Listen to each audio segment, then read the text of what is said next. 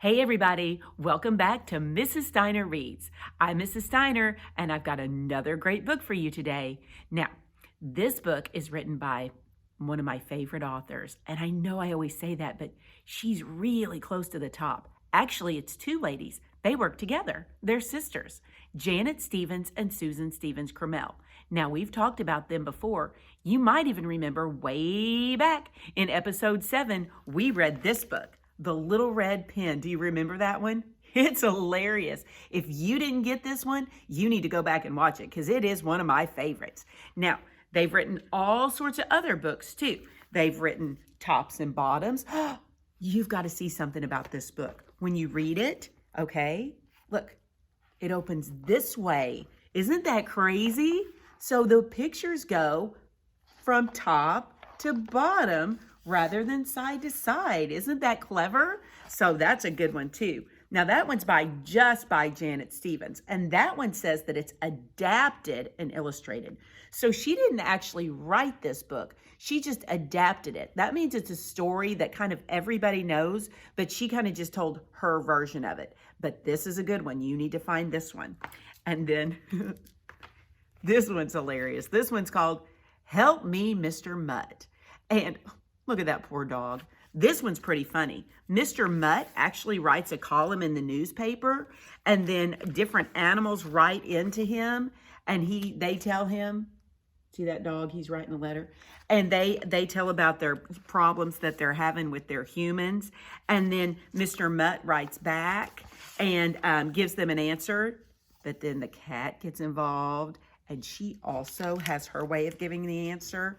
It's very funny. It's called Help Me, Mr. Mutt. And that one is one that you really need to read. Now, it's really hard when you have a favorite author and they write so many books and you just don't know which one to pick. And I've already done The Little Red Pen. So Janet Stevens and Susan Stevens Crummel are actually the first author that we have read 2 of their stories on Mrs. Steiner Reads. That's super exciting, and that means they're awesome, and you need to go check out every one of their books at your public library or your school library. So where are those going to be? They're going to be in the Easy Readers or the picture books in the STEs for the author's last name, Stevens. Now, which one did I pick today? Oh, it's a good one. It's one of those that when I was first thinking about Mrs. Steiner Reads, I was like, I've got to read this book. It is called The Great Fuzz Frenzy. Have you read this one? It is awesome. I love this book. Now, this book starts with, of course, the cover. But the first page shows Violet. That's the dog. She's in lots of Janet Stevens and Susan Stevens Crummel books. We might even read another one day, pretty soon, about the dog, because I love dogs. Now, what has she got in her mouth? A tennis ball, right? Okay, so then here she comes, and she's walking up to a prairie dog hole. Now, this page shows us that she puts her mouth in the hole. Okay, now, this page shows us right here that she barks. Now, when a dog has a ball in its mouth and they bark, what's going to happen? Their mouth's going to open, and what's going to happen to the ball? It's going to fall. And if she had her head down in that hole, then what's going to happen to the ball? It's going to go down the hole, isn't it? So, on this page, which is the actual dedication page, and they have the dedication here, but they're also telling the story. And Violet looks up and somebody says, Violet, where's the ball? And that's where our story starts. But we have to turn the page this way to start it. Down it went, boink, boink, run for your life, thump, thump. Watch out below! Rumble, rumble, rumble. Help! Help! Help! Did you see how that page folded? When you see pages like that, you have to be really careful with them to get them tucked back in and turned real carefully. Plunk! There it sat, perfectly still. The prairie dogs waited, perfectly still. Slowly they crept out, inch by inch, dog by dog. What is it? A thing? A good thing or a bad thing? A round thing? A strange thing? A scary thing? What should we do? Don't touch it. Shh. Is it alive? Stand back, boomed a voice. You act like gutless groundhogs, afraid of your own shadow. Oh no, it's Big Bark. Big Mouth is more like it. He's the meanest dog around. I thought he left town. Well, I'm back, growled Big Bark. So out of my way, let me have a look. But before anyone could move, little Pipsqueak raced past Big Bark, reached out and poked the big round thing. No, the crowd yelled. It's fuzzy, said Pip. Ooh, the crowd gasped. A tiny piece of fuzz was caught in Pip's claw. She looked at it, turned it, sniffed it, then she put it on top of her head. Look at me. Ah, the crowd sighed. Quit hamming it up, you half-pint hamster, snarled Big Bark. I'm in charge. But those prairie dogs didn't listen. They had to have fuzz. I like it. Me too. I want some. Do you? Oh, yes. So do I. So do we. So do they. Big Bark, move over. Get out of our way. They charged past him and grabbed at the fuzz. The prairie dogs pulled it, puffed it, stretched it, fluffed it, tugged it, twirled it, spiked it, swirled it. They fuzzed their ears, their heads, their noses. They fuzzed their feet, their tails, their toeses.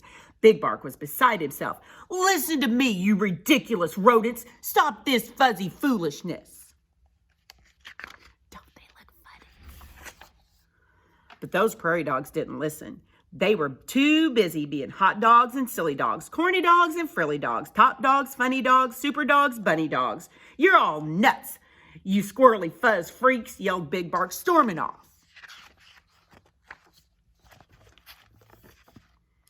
News of the fuzz spread from hole to hole, burrow to burrow, town to town. Soon prairie dogs from everywhere were coming to see that fuzz. They came, they saw, they picked. They twisted it, braided it, danced and paraded it. It was a fuzz frenzy, a fuzz fiesta, a fuzz fandango. The whole prairie was abuzz about fuzz. They picked and pruned and pulled and pinched. They pinched and pulled and pruned and picked until the fuzz ran out. That big round thing was fuzzless, naked as a plucked chicken. Some prairie dogs got a lot of fuzz. Some got a little. Some got no fuzz at all. And they were mad. Give me that fuzz. Why? Because it's my fuzz. Well, it was. Get that fuzz. Get that fuzz. Pulling, grabbing, swiping, nabbing, poking, jabbing. It was war. War between the fuzzes and the fuzz knots. The peaceful town was a battleground. It was a fuzz fight, a fuzz feud, a fuzz fiasco. I started this, moaned Pipsqueak. I have to do something. Everyone, stop! Stop fighting! But those prairie dogs didn't listen. The battle raged on, friend against friend, cousin against cousin, dog against dog, until no one was left standing. They were pooped, fuzzled out, fast asleep. Hours later, the prairie dogs began to stir. Uh-oh. Where's the fuzz? I don't know. Where did it go? Someone has stolen our fuzz, cried Pipsqueak. Who did? He did. She did. You did. He's looking at us. I didn't steal the fuzz. I did, barked a voice from above. I stole the fuzz. The prairie dogs froze. Then they raced up the long tunnel. There stood Big Bark, covered with fuzz from head to tail. I'm king of the fuzz, he snarled. Do you hear me? I'm king of the swoop. The sky went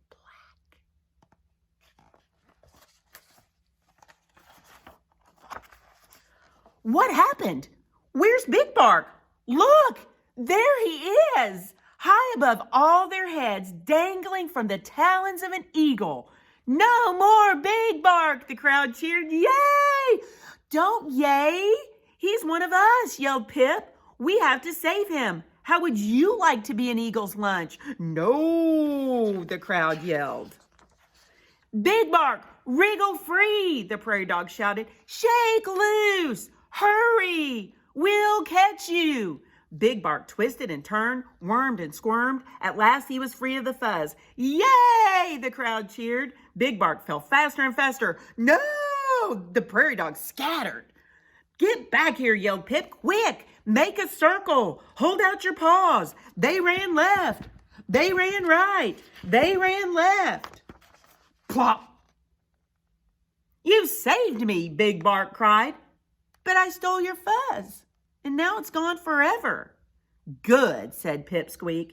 Fuzz is trouble, right? Yay! The crowd cheered. Friend hugged friend.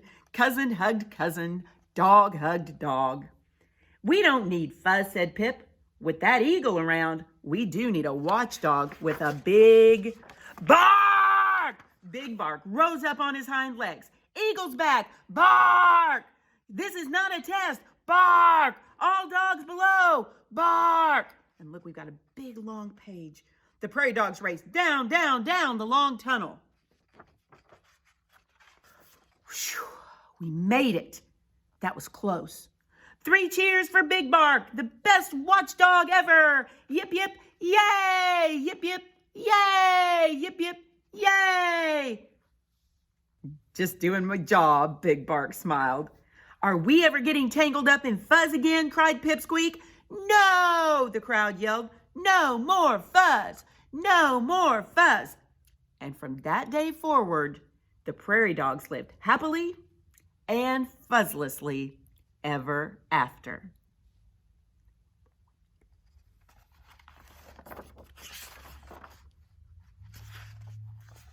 On the last page, we see Violet again.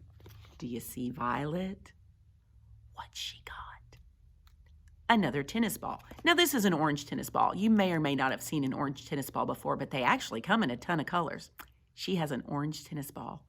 And what's about to happen? She's about to put her mouth in the prairie dog hole, isn't she? And then what's going to happen? She's going to bark. And then what's going to happen?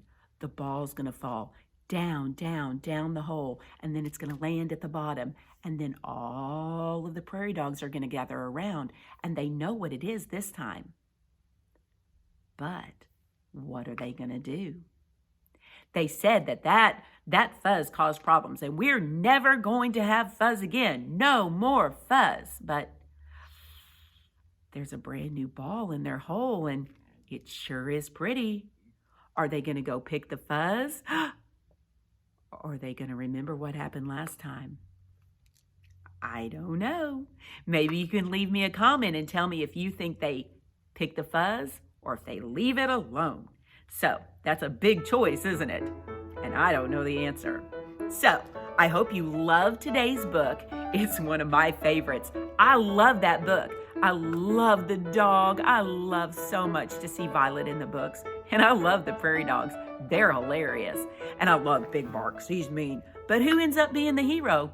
Little Pipsqueak. And I think that's sweet too. I love when the little guy's the hero in the book, don't you? Me too. Okay, so I hope you love that book. I hope you're continuing to watch all of the episodes of Mrs. Steiner Reads. And now before you go, don't forget to like this video. Don't forget to subscribe to my channel and make sure you hit the bell so you receive future notifications. Don't forget to like me on Facebook at Mrs. Steiner Reads and follow me on Twitter at Mrs. Steiner Reads. I hope you guys are having a great school year, and I hope you continue to watch each week. See you next time. I do have a little spittle on my mouth, though. I'm going to do that again. See you next time. See you next time.